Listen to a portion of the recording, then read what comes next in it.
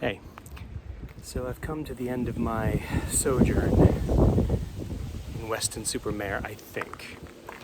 And I'm going to try to stay a respectful distance because I don't want to bother whoever lives there now. But right there behind me is 6 Ellesmere Road, which is where John Cleese grew up. There's that house there. I'm going to keep moving so I don't get the cops called on me. John Cleese grew up on this little street, supposedly, according to the internet.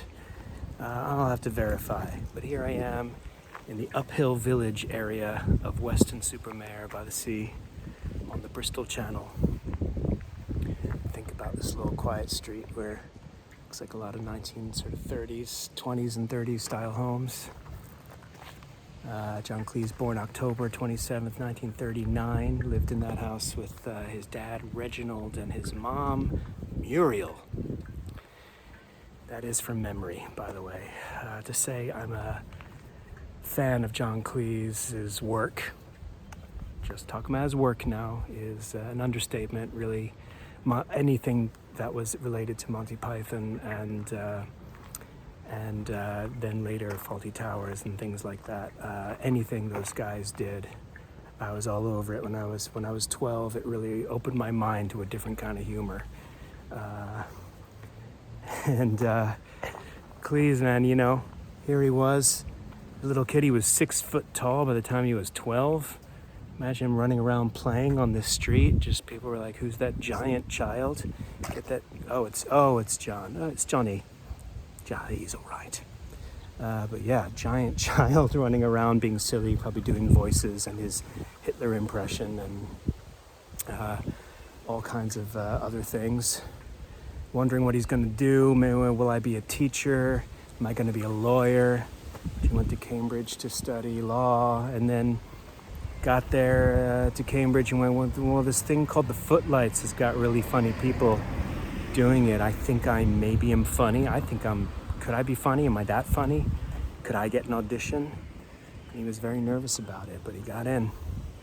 And that's where things started to change. And it's well, eventually, over a long but not that long period of time, after just connecting with the right people. That's how it all happens. And then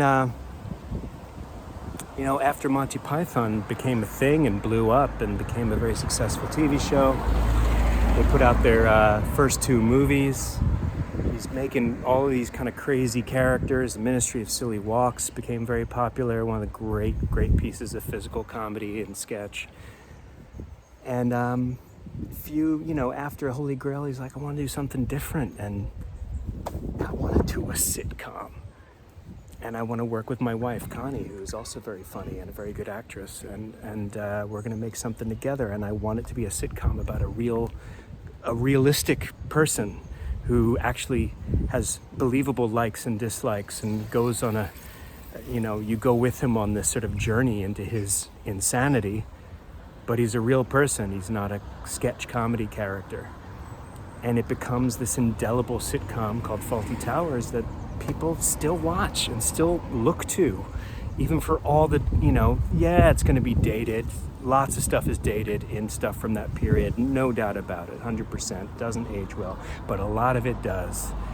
And Gabe, this one's for you. Here I am in Weston-super-Mare. Gabe, this video's for you. You know who you are. No one else is going to care like you about this dumbass video. Right. I love when John Cleese in Fawlty Towers, he says, look at the way that suit is absolutely super. Look at the way the stripes go up and down. When he's really nervous, trying to make a distraction, he decides to talk about the Colonel's suit.